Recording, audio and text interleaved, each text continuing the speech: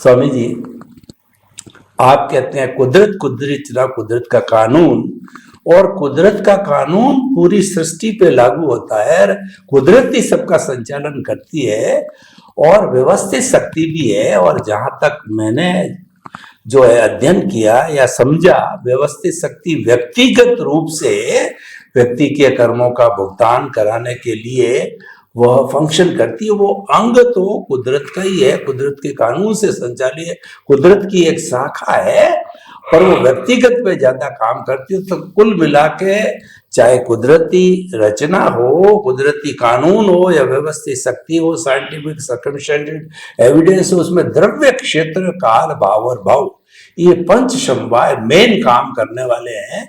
तो कृपया 2-3 सटीक उदाहरणों से समझाइए, लोगों के समझ में आ जावे कि द्रव्य, क्षेत्र, काल, भाव और भाव किस तरह से जो है, क्यों कुदरती कानून और रचना को हम समझेंगे कैसे? जब इस चीज को, उनके साधनों को नहीं समझेंगे तो समझ में नहीं आएगा।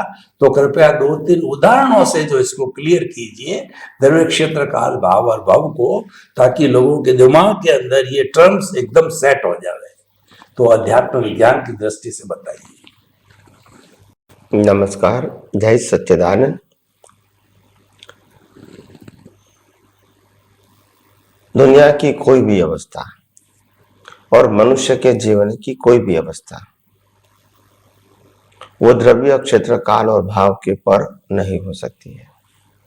कोई भी कार्य बनता है वो कार्य के लिए द्रव्य चाहिए। द्रव्य का मतलब होता है आत्मा भी कह सकते हैं या बॉडी भी कह सकते हैं। द्रव्य का मतलब होता है अस्तित्व। क्षेत्र यानी प्लेस, काल यानी समय। द्रव्य, क्षेत्र, काल, द्रव्य, क्षेत्र, काल और भाव। भाव का मतलब होता है जो भाव खड़े हुए थे उसके लिए जो संयोग चाहिए वो भाव ही यहाँ रूपक, ये सब मिलने के बाद, द्रव्य, क्षेत्र, काल मिलने के बाद ही भाव रूपांतरित होंगे, यानी रिजल्ट में आएंगे। तो कहने का मतलब यह है कि कोई भी कार्य कोई भी इंसान से होता है वो द्रव्य, क्षेत्र, काल और भाव के बिना नहीं होता है। मगर हमारी जो रॉन्ग बिलीफ है कि मैं कर रहा हूं, वो कर रहा है, ये लोग कर रहे हैं और बिना किए कुछ होता नहीं है, तो ये जो हमारी मान्यता है ये गलत है। बिना कुछ किए होता नहीं है, वो रिलेटिव सत्य के आधार से करेक्ट है, मगर जो हो रहा है वो ही द्रव्य, क्षेत्र, काल और भाव से हो रहा है। तो बिना किए तो नहीं हुआ, मगर करने का संयोग किसने दिया वो इंपॉर्टेंट है। मैंने किया, मैंने बोला, मैंने सोचा व्यवहार से, मगर ये बोलने का, सोचने का, क्रिया करने का संयोग कुदरत नहीं दिया है। यानी वो बोलना, सोचना, करना, उसमें भी मेरी फ्रीडम नहीं है। तो फिर द्रव्य, क्षेत्र, काल, भाव का मतलब होता है ये सब संयोग जब अनुकूल होंगे, मिलेंगे, तभी आपका कार्य होगा। आपकी मर्जी से, आपके समय या आपके स्थल या आपकी चाहती व्यक्ति के साथ होगा ये जरूरी नहीं है। ये सब तय करेगा कुदरत का कानून। तो इसीलिए द्रव्य, क्षेत्र, काल, भाव, ये जो बातें हैं वो क्या है?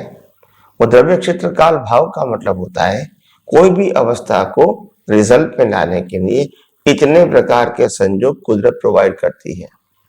द्रव्य भी प्रोजेक्ट करती है, प्लेस भी प्रोजेक्ट करती है, समय भी प्रोजेक्ट करती है और समय के अनुरूप भुगतान भी प्रोजेक्ट करती है, जो आपका कर्मों का एक्चुअली फल है।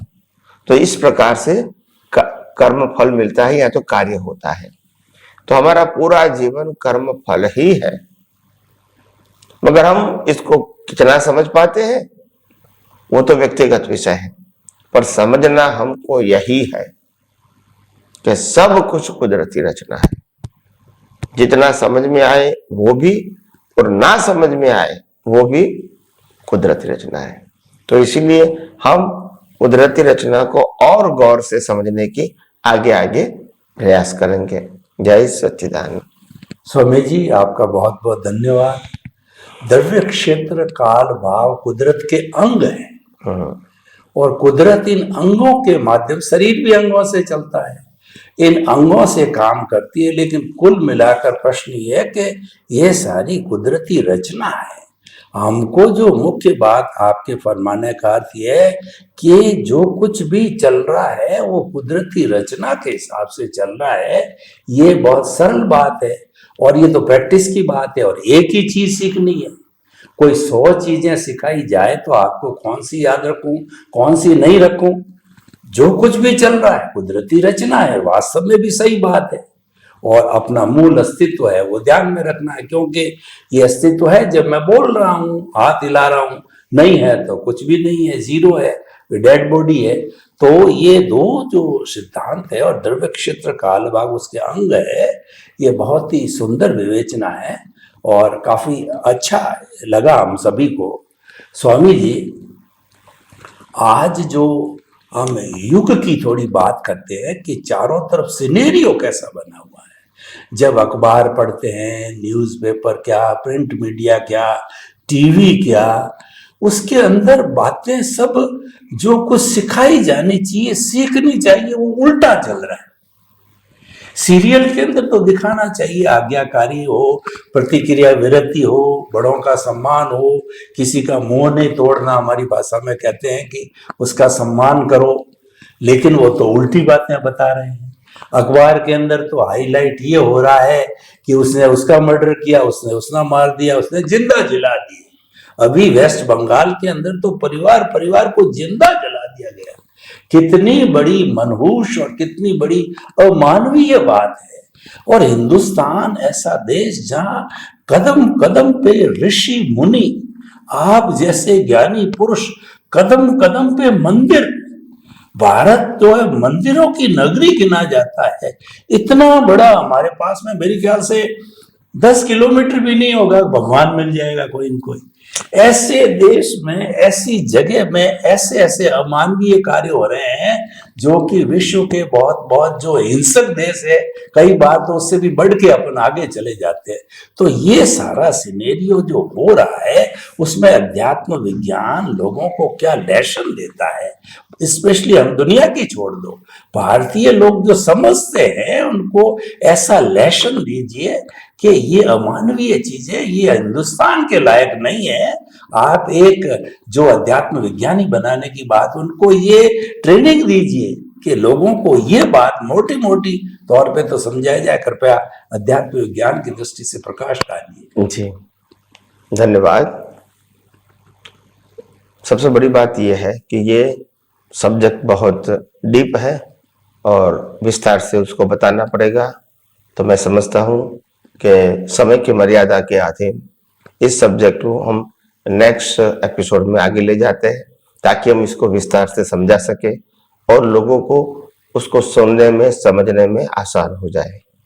तो आइए हम उसी प्रश्न को नए एपिसोड में लेंगे और आप सबको विगतवार समझाने की कोशिश करेंगे। स्वामी जी आपका बहुत बहुत धन्यवाद। हमारा एपिसोड संपन्न होने जा रहा है, पर कुल मिलाकर यह बात सही है कि सब कुछ हमारी ये प्रकृति माँ, सृष्टि, कुदरत है, वो कर रही है। तो कुदरत को समर्पण सच्चा समर्पण है। अज्ञान का नाश सच्चा नाश है, सच्चा त्याग है। ये मोटी मोटी बातें हर एक को समझने की, यही स्वामी जी हमको समझाने के लिए आए। स्वामी जी आपके प्रति कृतज्ञता, अभिवादन। जय सच्चिदानंद। जय सच्चिदानंद।